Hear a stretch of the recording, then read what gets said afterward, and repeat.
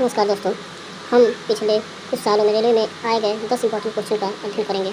देखते हैं, पहला क्वेश्चन है, एक दर्पण की वक्रता की फोकल लंबाई और त्रिज्या के बीच क्या संबंध है। जैसा कि हम जानते हैं, दर्पण जो होता है एक गोली दर्पण, मतलब गोले का क्या होता है, एक भाग होता है, मतलब गोले का ऐसे काटेंगे और गोले में क्या होती है, त्रिज्या होती है, इसको क्या कहते हैं, आर। और वही गोले की त्रिज्या जो आगे चल के अगर हम दर्पण बनाते हैं आधा काट के, तो उस दर्पण की जो है रेडियस हो जाती है, दर्पण की इसी रेडियस को दर्पण की वक्रता त्रिज्या, इसको आर जो यहाँ पे गोले में जो आर जो होता है वो क्या कहते हैं, त्रिज्या। और वही जो दर्पण की हो जाती है वक्रता त्रिज्या, और वक्रता त्रिज्या के आधे आधे यानी वक्रता त्रिज्या और दर्पण के ध्रुव के बीच जो दूरी किसी के आधे पे होता है स्थित, इसको कहते हैं फोकस।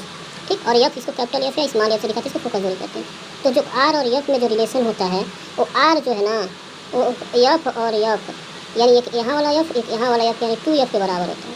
ठीक, तो आर जो है क्या 2f के बराबर होता है। तो यहाँ से हमारा क्वेश्चन क्या हो जाएगा, एक सही हो जाएगा। ठीक, अब हम दूसरा क्वेश्चन देखेंगे। प्रकाश एक अनुप्रस्थ तरंग है, साबित करते हुए एक कौन सी घटना है। देखिए, अनुप्रस्थ मतलब क्या होती है, अनुप्रस्थ तरंग है। तो अनुप्रस्थ तरंग इसमें से कौन सा कह सकते हैं, अपवर्तन। तो एक माध्यम जो प्रकाश का फैलना, इसको करते हैं प्रकीर्णन। प्रकाश के फैलना जो होता है एक प्रकीर्णन की घटना है। ठीक, प्रकीर्णन इसको कहते हैं, अनुप्रस्थ तरंग है, दिखाएगा कौन, ध्रुवीकरण। ठीक, ध्रुवीकरण दिखाएगा। तीसरा क्वेश्चन पे आते हैं, प्रकाश की गति अधिकतम निम्न में से किस माध्यम में होती है। मतलब एक क्वेश्चन कह रहा है कि प्रकाश सबसे अधिक गति जो होती है किस माध्यम में होती है। तो प्रकाश जो है सबसे अधिक गति करता है कहाँ, निर्वात में। कहाँ करता है, निर्वात में। निर्वात जो होता है सबसे अधिक गति करता है, लेकिन निर्वात में गति करता है प्रकाश सबसे ज़्यादा। लेकिन वही ध्वनि की गति जो होती है निर्वात में क्या होती है, 0 होती है। ठीक, चलिए नेक्स्ट चलते हैं। ठीक, अब कह रहा किसी गोलाकार दर्पण की फोकस दूरी, चौथा क्वेश्चन है, किसी गोलाकार दर्पण की फोकस दूरी होती है। अब सेम उसी पे आधारित है क्वेश्चन, जो पहला क्वेश्चन किए हैं उसी पे आधारित है कि गोलाकार दर्पण की फोकस दूरी कितनी होती है। तो गोलाकार जो दर्पण है इसकी फोकस दूरी क्या होती है, आर होता है, और आर के आधी जो होती है फोकस दूरी एफ होती है। दर्पण में जो होता है ऐसे करके दर्पण बनता है, तो यहाँ पे क्या होता है, यही इसका आधा जो होता है इसको एफ कहते हैं, इसको फोकस दूरी कहते हैं। तो क्या पढ़ते हैं, वक्रता त्रिज्या की दोगुनी, नहीं दोगुनी तो नहीं होती, वक्रता त्रिज्या की आधी, वक्रता त्रिज्या की आधी होती है। तो हमारा बी ही क्या हो जाएगा, सही हो जाएगा। बी वाला जो होगा वक्रता त्रिज्या की आधी होगी, सही होगा। भी पहले में क्वेश्चन में इसको डिफाइन किया गया है। क्वेश्चन नंबर 5 पे आते हैं, देखते क्या कहते हैं।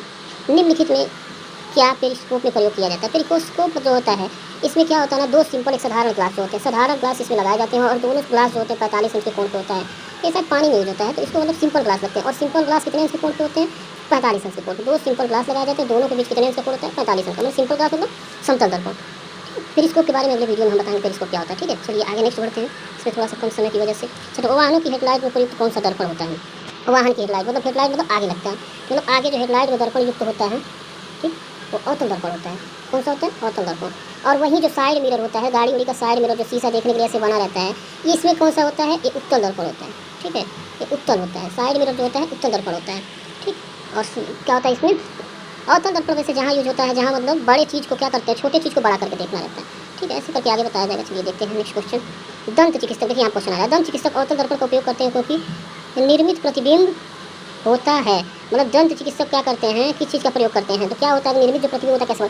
देखिए, दंत मतलब दांत जो देखने के लिए, तो दांत बहुत छोटे छोटे होते हैं, और दंत चिकित्सक ऐसा मतलब अवतल दर्पण उपयोग करते हैं कि जो दांत छोटे दांत को बड़ा करके दिखाता है, और उनको बड़ा बड़ा दिखाई देता है, इसलिए उनमें जो कमियाँ होती है, खामियाँ होती है, वो देख लेते हैं। ठीक है, तो ये क्या करता है, आभासी दिखाएगा और दिखाएगा क्या, बड़ा दिखाता है। देखिए इसमें कौन दिखा रहा है, वास्तविक तो दिखाएगा, आभास करेगा वो, मतलब छोटे को बड़ा दिखाएगा तो आभासी करेगा। तो इसमें आपका कौन सा हो जाएगा, आभासी और बड़ा। ठीक, चलिए ये आभासी और बड़ा जो है मेरा हम लोगों का उत्तर हो जाएगा यहाँ पे, आभासी और बड़ा है, शायद नहीं लग रहा है, आभासी और बड़ा। ठीक, नेक्स्ट क्वेश्चन चलते हैं। एक गोलीय दर्पण के परावर्ती पृष्ठों के मध्य एक बिंदु होता है जिसे कहते हैं गोलीय दर्पण के परावर्ती पृष्ठों के मध्य। ठीक, एक गोलीय दर्पण है, मान लीजिए कोई गोलीय दर्पण है, ऐसे करके इसको क्या है, परावर्ती पृष्ठ जो होते हैं, मान लीजिए परावर्ती पृष्ठ, इसके मध्य में एक बिंदु होता है, लग रहा है इसी का बात है, हो रहा है जो यहाँ पे हम कर रहे हैं, इसी का बात कर रहे हैं। जैसे मान लीजिए यहाँ पे, ठीक, इसकी बात हो रही है, इसकी जीवन से नहीं आ रहा, तो इसको किया जाएगा, इस पॉइंट पर दिखाया जा रहा है, इसको कहते हैं ध्रुव या पोल। क्या कहते हैं, ध्रुव या पोल। ठीक, तो चलिए नेक्स्ट चलते हैं। निम्नलिखित में किस दर्पण को अभिसारी दर्पण कहा जाता है। अभिसारी और अपसारी, देखिए बहुत इंपॉर्टेंट क्वेश्चन है। अभिसारी दर्पण, दर्पण क्या होता है, ऐसे होता है, इसको कहते हैं अवतल दर्पण। क्या कहते हैं, अवतल दर्पण। और ऐसे करके अवतल दर्पण होता है, इसमें क्या होता है, इसको कहते हैं, यहाँ पे जो होता है इसको कहते हैं मुख्य अक्ष, जो सीधी लाइन गई रहती है इसको क्या कहते हैं, मुख्य अक्ष। और यहाँ पे जो होता है एक बिंदु होता है, इसको सी कहते हैं, यहाँ पे होता है एफ। ठीक, तो जब वो किरण आती है, मान लीजिए लाइट इधर से आया प्रकाश, तो दर्पण पे जब समांतर मुख्य अक्ष के समांतर आती है, तो कहाँ से जाती है, दर्पण के ध्रुव के मुख्य फोकस से ऐसे नीचे से आएगी तो एफ से होकर जाएगी। मतलब प्रकाश को क्या कराने वाले प्रकाश को एक जगह पे क्या कर रहा है, केंद्रित, तो इसी को अभिसारी कहते हैं। अवतल दर्पण जो होता है अभिसारी वाला प्रदर्शित करता है। और इसी प्रकार अगर आगे हम बढ़ेंगे, देखिए 10वां क्वेश्चन और अंतिम क्वेश्चन हमारा कह रहा है किस दर्पण को अपसारी दर्पण कहा जाता है। ठीक, तो अपसारी दर्पण मतलब क्या होता है। अब देखिए वहाँ पे क्या हुआ, कलई किया हुआ था, यहाँ पे देखते हैं अपसारी दर्पण मानिए उत्तल लेंस से, सही से बनाने, इसको सही से क्यों बनाते हैं, थोड़ा सा कर्व टाइप में चाहिए, ऐसे करके मान लीजिए होता है। ठीक, ऐसे करके एक अवतल दर्पण होता है। अवतल दर्पण क्या होता है, इसको उल्टा बना लेते हैं तो अच्छा रहता है, ऐसे करके बनाते हैं इधर, क्योंकि इसकी परावर्तन कर देता है, कलई इधर किया जाता है, उभरा होगा तो परावर्तन, इधर प्रकाश किरण ऐसे आएगा तो ये क्या करता है, इसको अपसारित करता है बाहर, मतलब उसी दिशा में वापस भेज देता है, ऐसे करके भेज देगा। तो ये क्या करता है, आने वाले प्रकाश किरण को क्या करता है, फैला देता है। देखिए ऐसे आएगा, ऐसे फैल जाए, और यहाँ पे मतलब कार्बन मिलते हुए प्रतीत होंगे, यहाँ पे इसके मुख्य मतलब यहाँ ध्रुव मिलता होगा। तो ये क्या होता है, अपसारी मतलब फैला देना। कौन सा दर्पण फैला देता है, उत्तल दर्पण। तो कौन सा सही होगा, उत्तल दर्पण। ठीक है, ठीक है।